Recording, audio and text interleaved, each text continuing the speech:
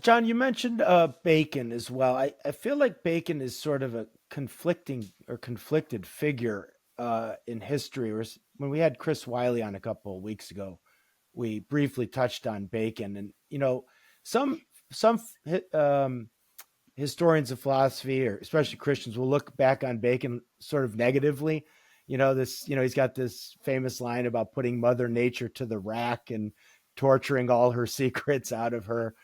And then, there's been sort of, I don't know what you want to call them, this sort of critical theory, anti-colonialist sort of attacks on Western science.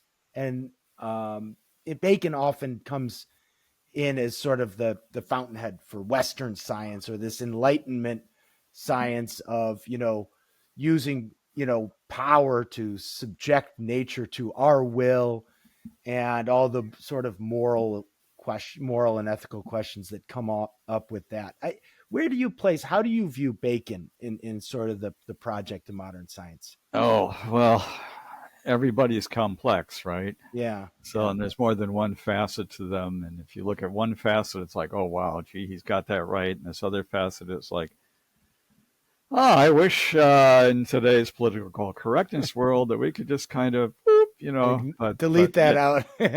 Yeah. So people are just, they have their things. And I think one danger we have to watch out for, and C.S. Lewis is pretty good at pointing this out, is you have to be careful when you try to judge, people from centuries ago by our standards today. You'll find all kinds of things that gasp, they thought that, Yeah. So, but in their time, they might have been a revolutionary in terms of in coming up with ideas that we agree with today, but were radical in their time. So yeah, just be careful when you go back and try to judge people in previous generations with, again, today's standards. Because remember, a generation from now, people will be doing that to us, So why in the world could they have possibly thought that abortion was fine? I mean, that was just crazy. Why weren't more people up rioting in the streets about Planned Parenthood? Yeah. Yeah, I mean, why weren't the average person in Nazi Germany out there,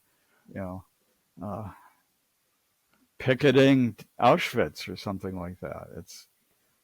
You can always go back and see fault in people, but what were they doing that was right? That's how I try to work with Bacon and others. So, yeah. Yeah. Well, and I try and think of like Bacon in his historical context. What kinds of problems is he late 16th, early 17th century, right? Something like that, yeah. And I don't know if he's in London proper, but I mean, think of we think of like what kinds of diseases are people seeing? What kinds of withering bodies are people encountering day in and day out? And then to think that, hey, through this method we can even if it sounds harsh when he talks about putting Mother Nature to the torture rack, what he's clearly seeing are pretty significant problems, and the desire to maybe want to alleviate those may call for some drastic measures and rhetoric as well.